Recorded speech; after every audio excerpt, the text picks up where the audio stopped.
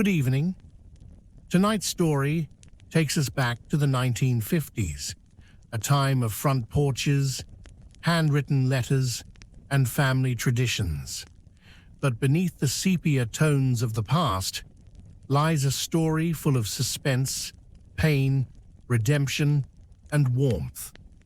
It's a story about how a grandson came to understand the quiet strength of the grandfather he once resented, and how love, often unspoken in those days, can pass through generations like a whisper in the wind.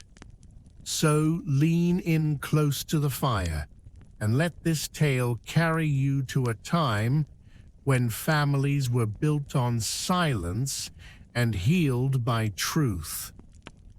Charlie hadn't planned to spend his summer in Alabama. He was 22, fresh out of college, with dreams of radio broadcasting and jazz nights in Chicago. But when his mother asked him to help clean out his grandfather's old house in Montgomery, he reluctantly agreed. After all, his grandfather, Walter, had passed just 2 months earlier, and someone had to clear out 70 years of memories. Walter and Charlie had never been close. Walter was a man of few words and many rules. He wore suspenders even when mowing the lawn, and had a stare that could still a room. Charlie, on the other hand, was expressive, curious, and modern in every way his grandfather wasn't. Their last conversation had ended in silence. Charlie questioning Walter's past, Walter turning away. The house sat on Perry Street, wrapped in peeling white paint and thick with the scent of tobacco and dust. It creaked with history. Charlie started in the attic. That's where he found it. Tucked inside an old tobacco tin beneath the floorboard was a yellowed envelope, addressed in shaky handwriting. To the man I hope you become. Love, Grandpa. Charlie's heart paused. He hesitated, then opened it. Inside was a letter, written in 1952. Charlie, if you're reading this, I reckon I'm long gone. I'm writing not for now, but for later, when maybe you'll be old enough to understand the man I was trying to be. The letter unfolded a world Charlie had never known. Walter had lost his own father in a mill accident at 16. He'd raised his 3 younger siblings, working nights and sleeping little. He had loved music, but traded his trumpet for groceries. He never spoke of the war, but the letter did. How he cried after his first kill.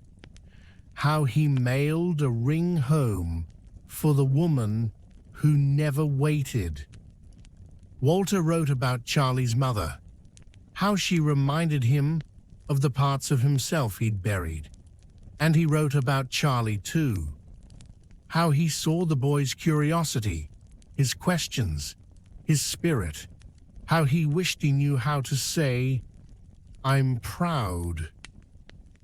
Charlie sat in the attic for hours, the letter trembling in his hands.